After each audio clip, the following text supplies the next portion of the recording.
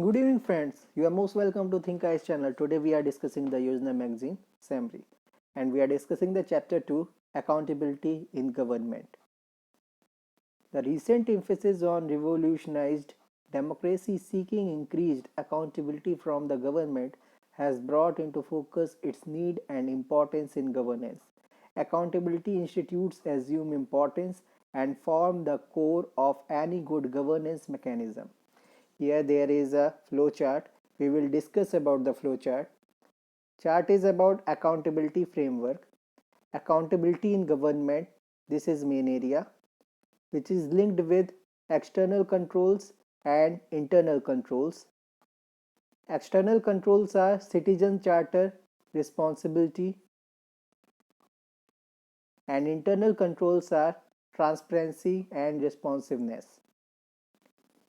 There is a triangular shape which are connected to accountability in government, that is stakeholders and legal regulated framework, that is democratic traditions, and other is oversight institutions and systems and processes, that is ethics and moral values. What is accountability? Accountability refers to the process as well as norms that make decision makers answerable to ones for whom decisions are taken, that is, the decision maker and the beneficiaries. The accountability could be financial, administrative, legal, or professional. Accountability has an answerability component to justify the action and an enforcement component, that is to take action in cases where act of omission or commission is established. Adaptive public management, what is that? First is vision, then priorities, then schemes, then implementation, then evaluation and improvement. So, what is accountability? We will discuss it. Accountability helps in improving public confidence in government performance. It facilitates a feedback mechanism between the government and its citizens. Who is accountable to whom? First, the foremost stakeholders in any case would be the citizens. The citizens are the taxpayers.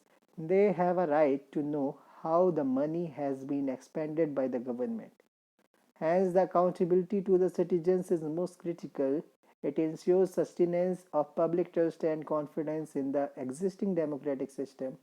Accountability is an ongoing process. The stakeholders directly or indirectly participate in framing the vision and indicating the priorities. The schemes are framed and implemented by the government. The results of evaluation help in improving the system. At the same time, they empower the stakeholders to seek justification from the decision makers. Accountability for what? On one hand, accountability necessitates transparency. One hand, on the one hand, accountability necessitates transparency in decision making. On the other, it also presupposes that the accurate and reliable information and data is maintained for public scrutiny. In absence of information and facts, neither the grievance of the citizens could be appreciated nor could the responsibility be imposed for the omission or commission. Various steps to ensure accountability. The Right to Information Act has introduced a huge element of transparency in the decision making in the government, as well as access to information. Digitization of various services to the citizens has not only facilitates faster delivery of the services but also provided a clear trail of transaction for any analyst by an oversight agency. The Citizens Charter has also clearly spelled out the responsibilities of various agencies of the government. In the budget speech in February 2020, the Finance Minister announced insertion of new section 119A in the Income Tax Act, namely Taxpayers Charter. This would provide the much needed legal backing to Citizens Charter in India, as it would follow the model of the governmental accountability in the form of a vision being strengthened through legal status.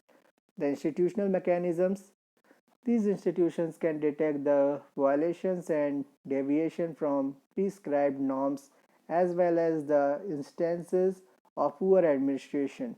External accountability between the government and citizens is established through the elections. Internal accountability mechanisms refer to some system of checks and balances and oversight mechanism. The framers of the Indian Constitution, while adhering to the principle of separation of powers between legislature, judiciary, and executive, also provided for appropriate checks and balances for administrative objectivity and accountability. The institutions of horizontal accountability in Indian context include the institutions of CAG, Comptroller Auditor General, the Election Commission, the Vigilance Commission, the Central Information Commission, and the Ombudsman. In addition, there are a large number of regulatory bodies including SEBI, TRAI, CERC, and CPCB, etc.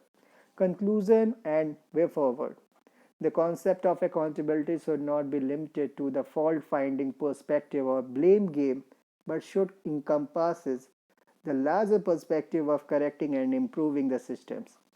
The focus should be on identification of systematic errors and failures and suggesting improvements thereof. It also needs to be recognized that in a scenario of a collective decision making, it becomes a case of collective responsibility and accountability. The accountability mechanisms also need to keep pace with developments of modern government structures, particularly in the era of the digitization. There is also a need to sensitize the functionaries towards their responsibilities and duties in context of the accountability frameworks. For better transparency, not only there should be a citizens charter but also well defined standard operating procedures for performing a job. Element of discretion needs to be minimized for ensuring responsiveness, transparency, and accountability. Thank you very much.